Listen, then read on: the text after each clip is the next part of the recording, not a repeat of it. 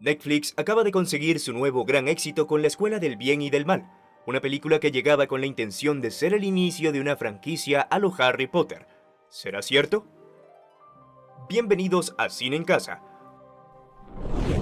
Hoy te traigo 10 curiosidades que quizá no sabías de La Escuela del Bien y del Mal. Aquí vamos. El bien, el mundo de lo siempre. Número 1. Originalidad en puesta en escena. El director de la película, Paul Feig, se muestra orgulloso de la puesta en escena de La Escuela del Bien y del Mal, donde asegura que se utilizó el mínimo de pantallas verdes para la realización de toda la cinta. Incluso bromea diciendo: "Siento que construir los sets de grabación no es algo que se pueda reemplazar, simplemente el verde me da ganas de vomitar". Aunque al final sí hubo cosas que tuvo que añadirlas, por ejemplo, para dar más detalles al castillo y para su fondo también. Número 2. La elección de las protagonistas. Paul Feig conoció a Sofía Annie Caruso cuando la vio en una de sus presentaciones en Broadway. Dice que quedó súper encantado al ver su actuación y pensó primero en ella para el papel de Sophie, aun cuando ni siquiera sabía que existía un guión para La Escuela del Bien y del Mal al momento de verla en Broadway. En cambio, a Sofía Willy la conoció en las audiciones y del mismo modo quedó fascinado. Y como todo fue durante la pandemia, para medir la química entre ellas hicieron una especie de lectura por Zoom. Número 3. Una historia que quiere dar para una saga. La cinta está inspirada en la saga de libros de Soman Chainini, y tanto su director como creador esperan hacer la producción una saga digna de lo que en su momento fue Harry Potter. Y es que a Soman le gusta Percy Jackson, Harry Potter y ese tipo de sagas, y dice que a veces no les va muy bien porque no se hace una adaptación que realmente capture el espíritu del libro. Pero que será muy diferente para esta nueva película de Netflix, ya que pretendían hacer una mega producción. Número 4. Todo un reto de adaptación. El libro es enorme. Realizarlo al pie de la letra nos costaría $1 billón y duraría más de 20 horas, comentaba Paul Feig. Así que se tuvo que replantear ciertos aspectos de la historia para poder hacer que calzara en una película. Junto con su creador Soman Chainini se dedicaron a obtener el núcleo de la historia y cómo retratar momentos que los fanáticos amaban, tratando de obtener las escenas clave como la del pez de los deseos.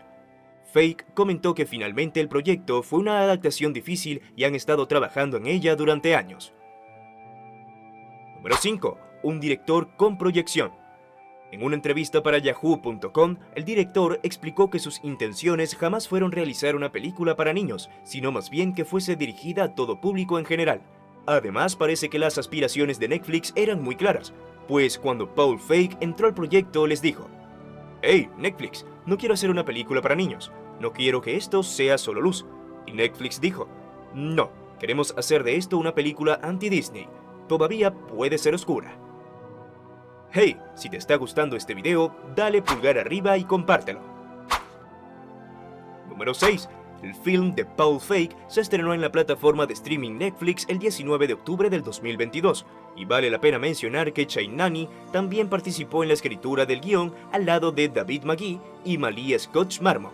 La producción de la cinta corrió a cargo de Jane Starts Productions, Netflix, Rod Films, Universal Pictures, Feiko Entertainment y Rod Kirschenbaum Films. Número 7. El autor de la saga literaria Soman Chainani es considerado uno de los escritores más vendidos del New York Times. Se formó en literatura inglesa en la Universidad de Harvard, siendo su primer curso precisamente los cuentos de hadas. Además, La Escuela del Bien y del Mal fue el debut del escritor estadounidense.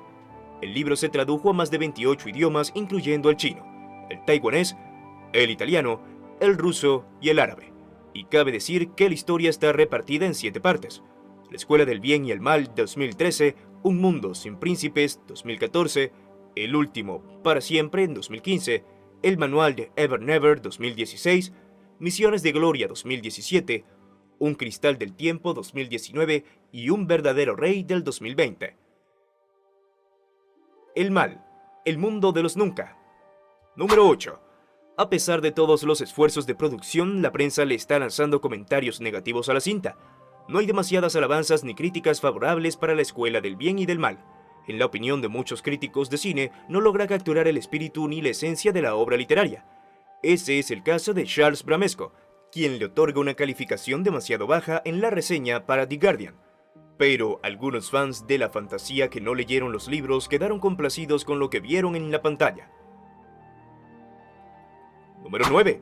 En general, la respuesta de la audiencia fue más favorable que la de la prensa y los periodistas de cine. Suele pasar con frecuencia, a lo que Soman Shainini considera que es imposible satisfacer a todos los lectores de su obra con la película, especialmente porque todos tienen una versión diferente en su cabeza. El objetivo de una cinta, a su parecer, es capturar la esencia y el espíritu de la obra. Número 10. ¿Un reparto poco aprovechado? El gran reclamo de la Escuela del Bien y del Mal está en la presencia de Charlize Theron, interpretando a la decana de los Nunca, cual institutriz malvada, rol al que le otorga un toque de lúdica impostura. Al final, tiene una participación menor de la deseada. En el rango secundario la acompañan Kerry Washington, la decana de los héroes, Lawrence Fishburne, el director de la escuela, Michael Yeoh en un pequeñísimo papel y en la versión original Cate Blanchett ejerciendo de narradora. Parece que resulta complicado iniciar una nueva saga cinematográfica que enganche a millones de espectadores. Si te ha gustado este video, sube el pulgar y activa la campanita. ¡Hasta la próxima!